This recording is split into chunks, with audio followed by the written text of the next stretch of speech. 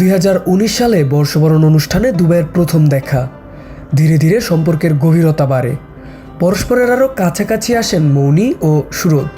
প্রায় 3 বছর সম্পর্কে থাকার পর 2022 সালের জানুয়ারিতে বিয়ে সারেন তারা।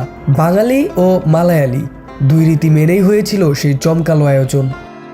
তবে 4 বছরের সেই দাম্পত্য নিয়েই এবার শুরু হয়েছে বিচ্ছেদের জোর গুঞ্জন। সামাজিক যোগাযোগ মাধ্যমে নাকি একে অপরকে আনফলো করেছেন মৌনি ও সুরজ।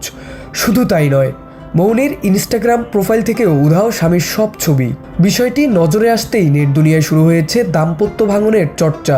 যদিও এই বিষয়ে এখন পর্যন্ত আনুষ্ঠানিকভাবে মুখ খোলেনি দুজনের কেউই।